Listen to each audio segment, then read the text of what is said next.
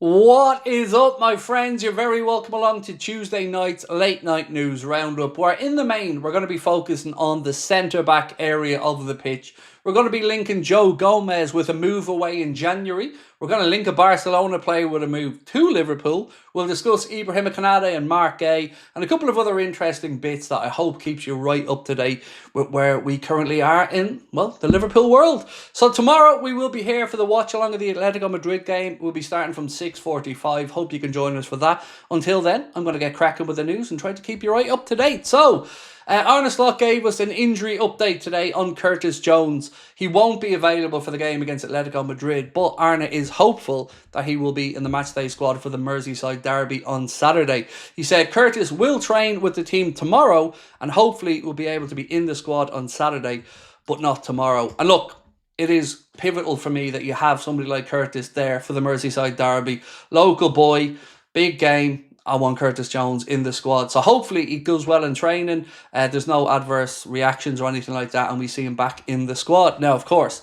tomorrow is huge. It's Isak Day. We're going to see him make his debut. I want to know in the comments, how many minutes are you expecting from him tomorrow? For me, I'm thinking he comes on 60, 65, somewhere around that. But what an exciting time it's going to be, and I cannot wait. Now, I want to talk about Real Madrid and an issue they have in a minute, but before I do, Italian referee Maurizio Mariani will be the referee in charge of tomorrow's game between Liverpool and Atletico Madrid. So I don't know anything about this guy, but that is the referee's name, Maurizio Mariani. He will be the man in the middle. So let's go and talk about Real Madrid having a bit of an issue. So tonight, Trent Alexander-Arnold had to go off for Madrid, I think in the first 5 minutes. I think he did his hamstring, but the night then went from bad to worse for Xabi Alonso because Dani Carvajal has been sent off, and Dani Carvajal could be very well ruled out of Liverpool versus Real Madrid. The reason he was sent off for, well, a violent act, putting his head into the opposition team player. So it hasn't yet been confirmed that he'll be suspended for the Liverpool game, but it's looking very, very likely that with it being violent conduct, he will be ruled out of that game, meaning Xabi Alonso will be rocking up to Anfield with, well, no first team right back available if Trent's injured and Carvajal's suspended. So all signs looking good there for another positive result against Madrid. Let me know though. Are you looking forward to the game? Nervous about it? What are you thinking? I think it's going to be another Liverpool victory. Right, let's talk Joe Gomez. Now, this piece here said, reports suggest that AC Milan may return to the table for Joe Gomez in January. We know that they were looking at Joe Gomez right at the end of the summer window, but they didn't think they'd be able to get him across, get the medical and all done before the clock ran out. This piece here from Milan Live said the Serie A side have reportedly not given up on the idea of signing the Liverpool defender after leaving their pursuit in the summer too late. Milan Live report that they're set to move for Joe Gomez at the turn of the year. Plans are being made for a serious attempt for the 28-year-old. I can't see a world where Liverpool can let Joe Gomez go in January. We don't know what's happening with Ibrahim Konate and his future. We'll talk about that in a minute.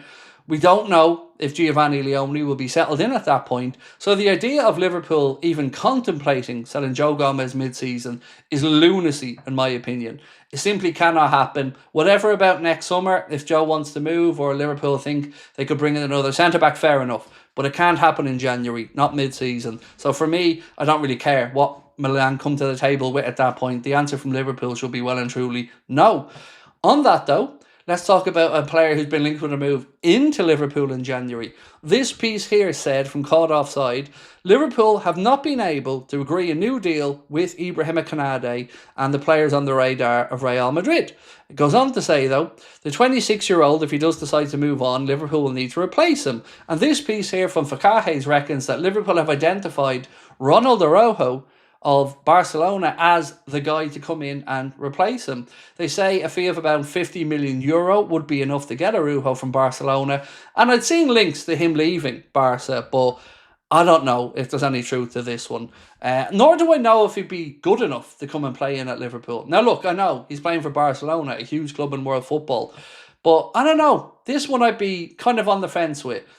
Think about it a different way though. Let's say it did come to fruition, and let's say he did come in, and we ended up with Mark Gay, Virgil van Dijk, Giovanni Leone, Ronald Araujo, and Nalo as our centre-back options. Would I be okay with that? Well, I probably would long term, but the pivotal part there is Mark Gay coming in.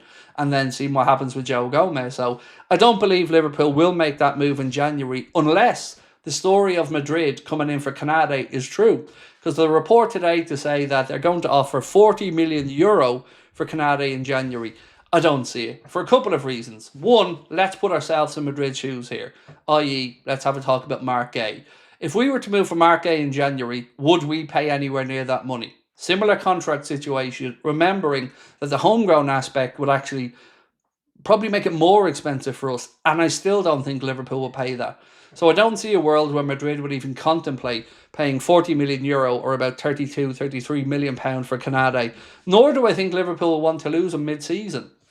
It's a big risk, and I can't see it being one that Liverpool want to do. You could say to me, look, Craig, it's better to bring in money than get no money, but we'd have to spend that money.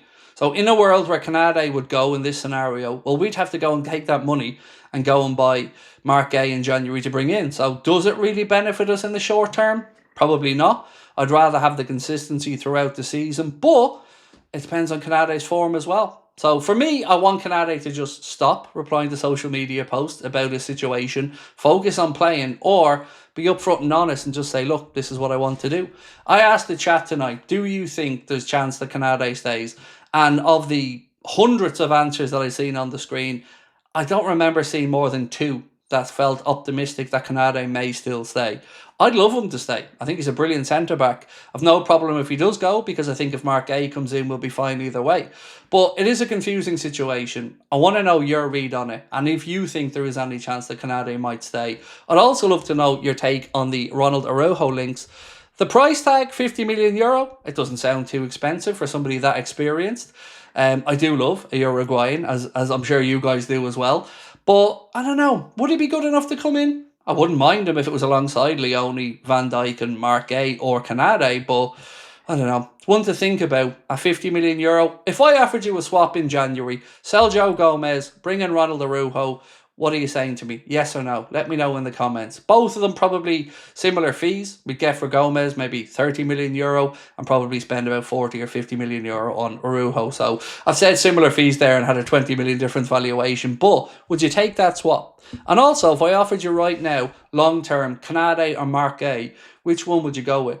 I can't answer that one because I see positives in both and I see negatives in both. Canade, I think on his day, is probably a better defender than Gay, but I've always said I think Mark Gay is more consistent. Canade has more physical attributes, aerially, stuff like that, but I think Mark Gay is a better reader of the game and more composed. So, a couple of questions for you. Would you take a swap for Araujo and Gomez in the squad? And what do you want to do with Canade and Mark Gay if you had to pick one?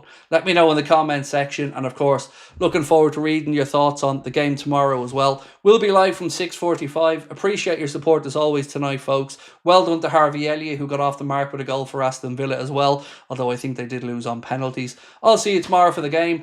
Alexander Isak about to make his debut. Excited? You should be. We'll talk then. Bye-bye.